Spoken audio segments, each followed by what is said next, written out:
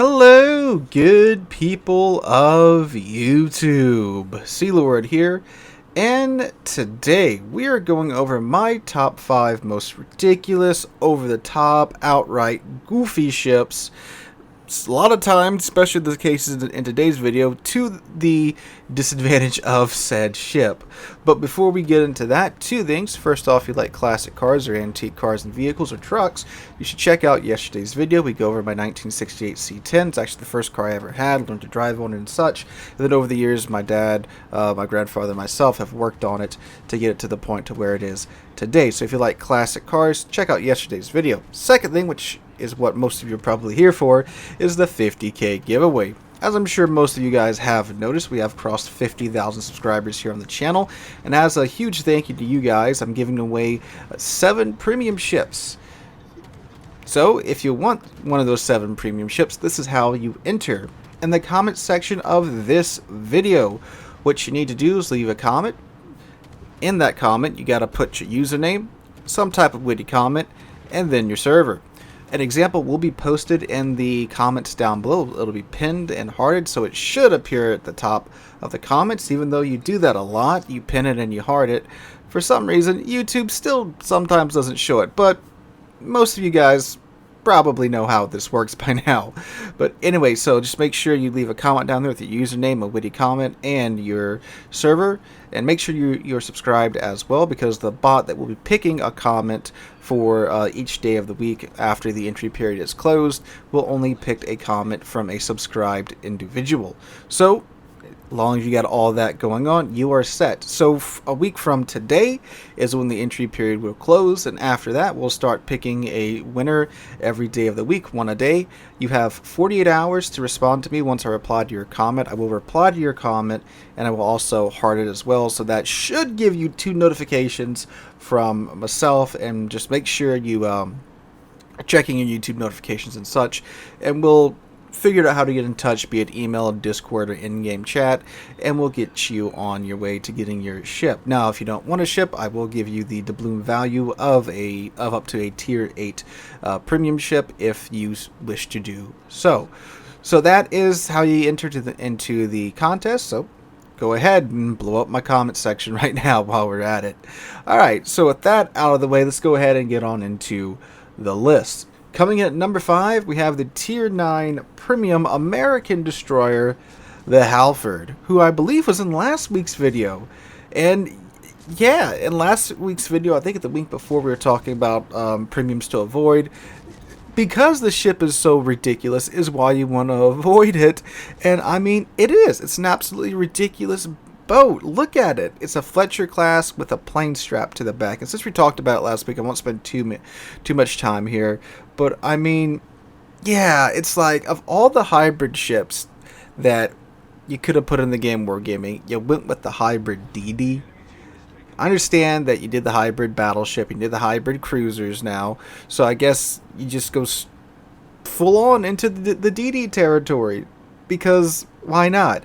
Now, in real life, the U.S. Navy did test this out, but it was mostly for spotting and, I believe, weather. It's actually mostly for weather reports, really, rather than more of a tactical use during combat, and it only had 1 plane. A couple more magically appear once you get this plane up in the air, and it's not that great. The whole hybrid thing with DDs doesn't work very well, because DDs are a very active class. You know, you have to be actively playing it, you have to be spotting, you have to be, you have to keep your wits about you. You can't just be sitting there while you go fly a plane around for a couple of minutes, which is what you do in the Halford. So yeah, it's really not that good, and it has to give up a turret and a torpedo rack in order to get its plane. And it doesn't get any type of boost to its reload time or anything like that, so it's just a bad ship. Again, we talked about it a lot last week, so moving on down now to number 4, which is the Tier 10 Soviet light cruiser, the Nevsky. Now, the Nevsky is a very good ship because it is so ridiculous. This is a light cruiser, okay, that outranges most heavy cruisers that it sees, alright? And it outranges quite a few of the battleships that it can see. And that's just one aspect of it. On top of that, you have the fact that it's its armor is just so perfect, for it. It's light enough armor to where if you catch it in most spots, it's gonna overpin. But yet it's thick enough to where when properly angled, it'll bounce whatever you throw at it. Now, of course, if you do catch it flat broadside and catch it in its middle, it is going to explode. But most Nevsky players understand pretty well their armor scheme, and they'll either angle and make sure you hit the bow or the stern and just overpin the ship. So it's super aggravating to deal with from that side of things. Now, it does handle like a brick, so yeah. But on top of the guns, the armor, you still have 12-kilometer radar. Because, of course you do. And going back to the gun ballistics are very comfortable. This is a light cruiser that can fire at 22 kilometers quite easily. It's not like the American or the British cruisers, where once you get out there past 14, 15 kilometers, your shells are having to catch a connecting flight or two to get to their target. It's quite comfortable to shoot at those range because Soviet shell ballistics.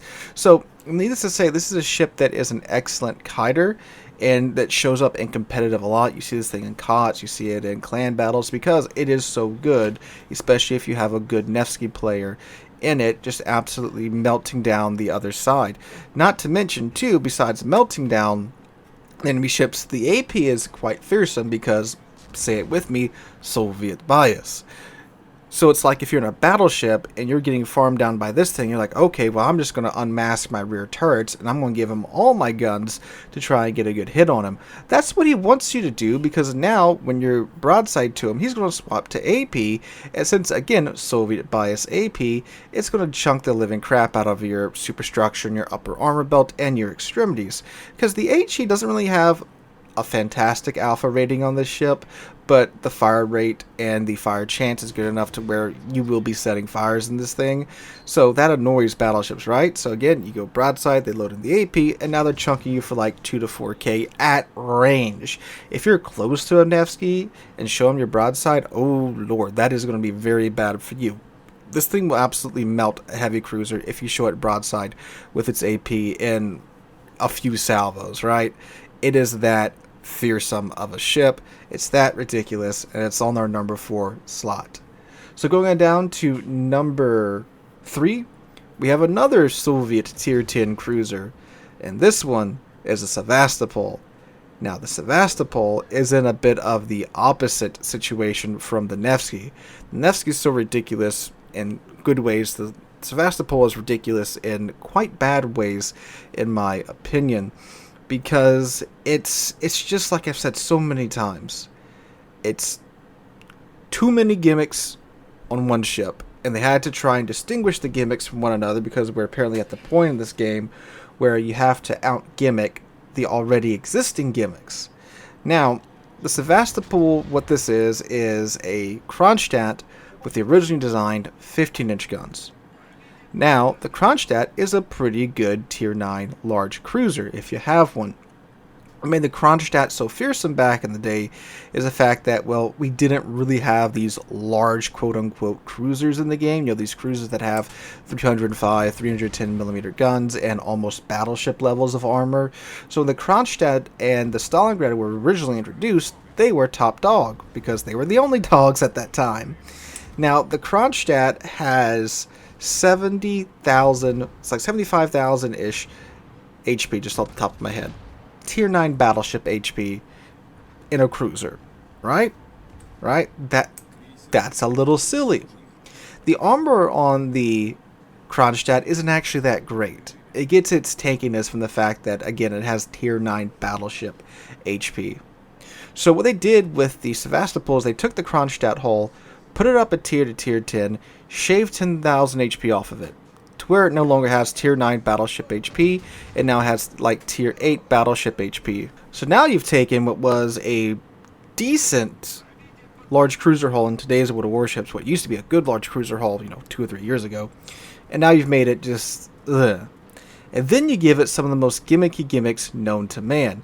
What is known as the heavy repair teams now is, it's a super hill, yes, but it's a super hill that takes a full minute to do anything.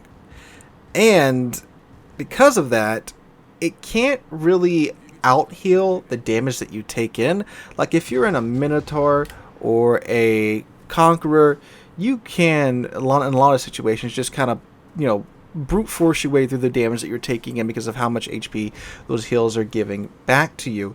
Can't do that in Sevastopol, so it's not useful in that sense.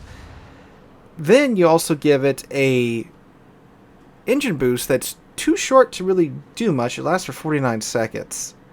Again, all of this on a very weak large cruiser hull. Now the guns are actually pretty nice. They're very accurate. They're 15-inch guns on a cruiser, which means that this ship does have its moments. It has a few moments here and there, but it's just so goofy and ridiculous, and they just tried to gimmick too hard in this thing, and that's how you get the Sevastopol. So going on down to number 2, we have the Tier 10 American hybrid battleship, the Louisiana. Now, this thing is ridiculous because look at it. I mean, seriously, look at it. It's a battleship with a flight deck bolted to it, which is completely, obviously ridiculous by itself, as we've talked about with the Kearsarge. But then they go and they give it this wonky quad turret in the rear that the U.S. Navy never used. They did design a couple of quad turrets, but it didn't look like they just, stretched an Iowa turret in Microsoft Paint and shoved a fourth barrel in there.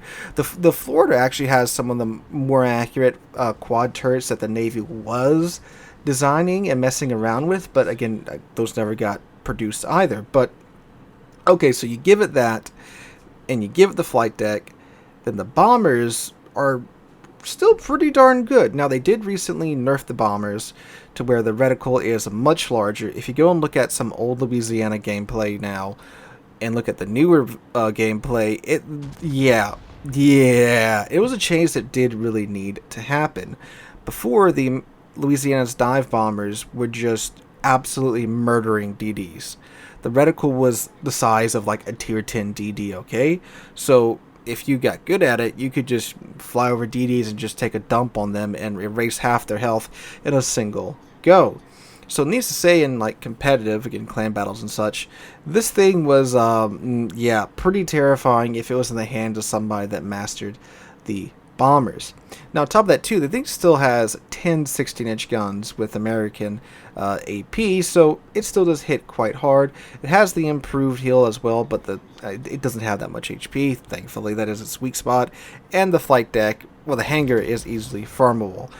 But again, the top of a very ridiculous line of ships that no one really asked for, and that we thought we'd seen the craziest thing with the Kearsarge, but then Wargaming turns around and releases the Louisiana on top of all of that, because apparently we're at the point in the game to where we have to start getting these hybrid ships added in. Now, if you do have Halsey on the Louisiana, you do get Confederate, that is some properly goofy stuff with how fast your plane reload time is, because the planes are a armament. They aren't a consumable. So things like Adrenaline Rush and Halsey's Confederate skill does boost the reload time of these planes quite a bit. So that's pretty terrifying when you do pop that. But not quite as terrifying as our number 1 slot, which is the Tier 8 British aircraft carrier, the Colossus. The Colossus is, man, I don't know what they were thinking about the Colossus, because this thing is stupid. It is so stupid. So the Colossus, for those of you that are fortunate enough to not have ran across one yet, which thankfully it seems like the Colossus hype has kind of died down for now at least, this is a British light carrier with AP rockets that can easily one-shot Tier 9 and Tier 10 light, medium, even some heavy cruisers. The AP rockets are so nuts that they had to completely neuter the rest of the ship, alright? Like, objectively, the Colossus is a terrible CV. It's incredibly slow. It has no armor on it. You look at it, it will blow up. There's no secondaries. The AA it makes the Italian AA look good, right? And the torpedo planes and the bombers are incredibly mediocre, all for this super, just giga gimmick of the AP rockets.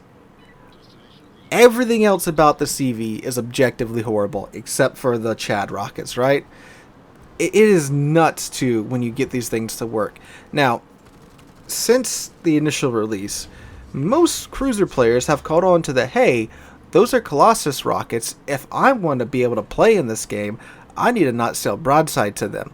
It does take a full, like, I think it's like 4.5-ish seconds for the rocket planes to do the little machine gun thing, which is different from the normal AP rockets, because the normal AP rockets have like a 2 or 3 second gun run up.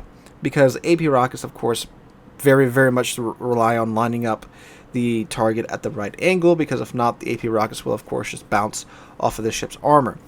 Thankfully, they had enough sense to give the Colossus's AP rockets a proper run-up. That way, they're just not going around just nuking cruisers left and right and center. So, you do have time to turn if you're paying attention. If you're not paying attention, it catches you offside, you're probably dead. That's just how these things work. And again, for this one super gimmicky squadron, it gave up everything else. Slow carrier, no armor, no secondaries, mediocre AA. The 2 other squadrons are completely mediocre. Also, too, if you do get yourself in a high tier game, that's going to be most unfortunate because it is a tier 8 CV. But again, with those rockets, it's crazy. Even if you don't citadel a ship, it's not hard to chunk battleships for 20k if you know where to aim. Because again, the rocket's alpha is so crazy. So even though you're not citadeling them, you can chunk battleships for 20k in the superstructure, and the bow and the stern, anywhere that's not that well armored.